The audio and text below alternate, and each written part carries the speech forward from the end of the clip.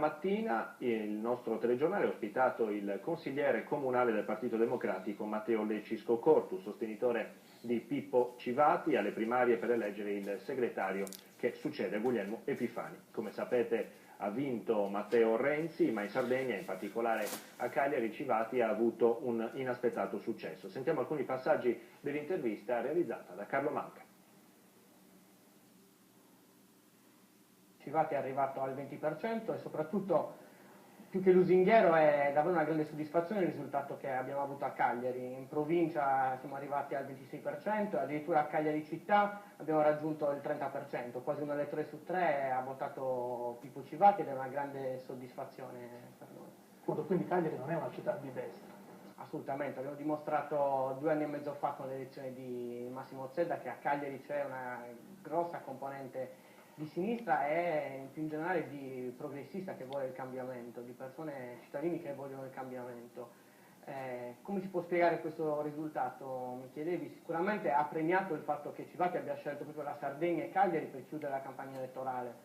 Abbiamo fatto una bellissima iniziativa al porto, alla stazione marittima, con una partecipazione incredibile in cui Civati ancora una volta ha aperto e ha parlato a tutto il centro-sinistra. È stato un incontro bello in cui si sono viste le tante persone non solo iscritte al Partito Democratico, ma tanti elettori anche di tutta l'area di centrosinistra che evidentemente domenica si sono convinti a uscire di casa e andare a votare per Civati, proprio per avere un punto di riferimento più ampio. Come la vedi l'era Renzi che è cominciata di fatto ieri? Credo che l'unità del partito sia assolutamente salda, il risultato che ha fatto Matteo Renzi a livello nazionale è stato un risultato importante, un 70% di elettori hanno scelto il nuovo segretario, un segretario che già nel discorso inaugurale, la notte della vittoria, ha riportato al centro i temi della sinistra, dicendo che assolutamente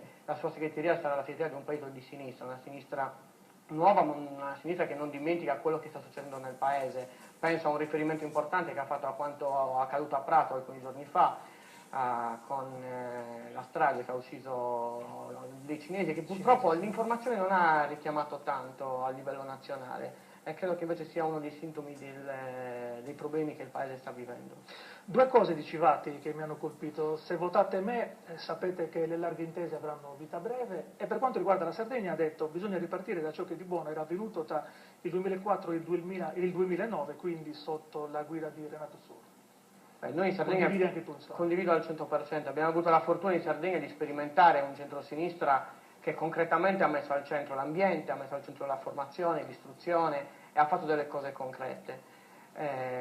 Abbiamo avuto un'occasione importante che purtroppo gli elettori non hanno premiato. Adesso ci troviamo però alla vigilia di elezioni importantissime per la nostra isola. Leggevo oggi su Sole 24 Ore purtroppo che la sanità sarda è la peggiore in termini di corruzione addirittura, con tutto quello che vuol dire la corruzione all'interno della sanità, anche dal punto di vista davvero dei servizi alla persona e di come è un sistema oggi incancrenito, quindi è importante un cambiamento e che il centro-sinistra torni oggi a vincere nuovamente fra pochi mesi.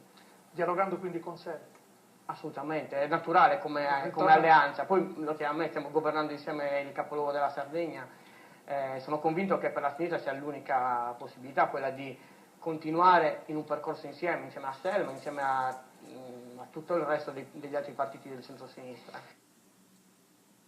Io credo che quello che ha fatto Matteo Renzi adesso, il giorno dopo le primarie, presentare una squadra di governo per la sua segreteria aperta al cambiamento, è quello che non è successo con le primarie di settembre. Purtroppo dopo le primarie c'è stato un lunghissimo silenzio e credo che questo non faccia bene al centro-sinistra, perché i nostri elettori hanno bisogno di sapere che cosa stiamo proponendo alla Sardegna e cosa andranno a votare. L'ultima cosa che riguarda appunto la tua città, la legislatura Zedda, delusi, soddisfatti, parzialmente soddisfatti, come sta andando?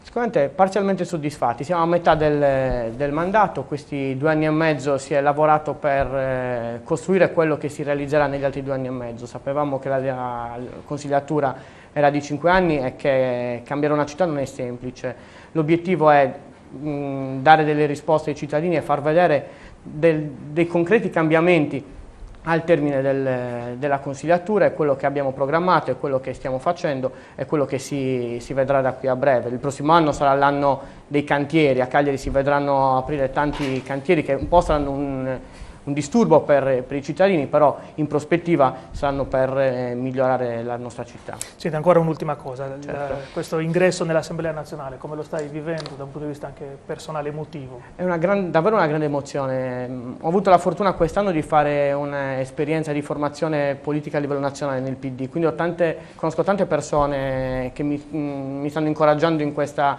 nuova sfida. È un'idea che ho e che vorrei portare avanti, un'esperienza che abbiamo fatto a Cagliari questi 2 anni, è quella del laboratorio di partecipazione politica per i giovani, per dei ragazzi, che ha avuto una grossa risposta da parte dei giovani qua a Cagliari e che sento diversi amici nel resto d'Italia che vorrebbero replicare. Se il mio ingresso nell'Assemblea nazionale può essere un aiuto per stimolare la partecipazione dei giovani nel resto d'Italia, credo che sia una cosa bella per la politica in generale, non solo per il Partito Democratico. Grazie, in bocca al lupo a Matteo Lecisco Cortu, come detto neo eletto nell'Assemblea nazionale del PD in seguito alle recenti primarie di cui abbiamo ampiamente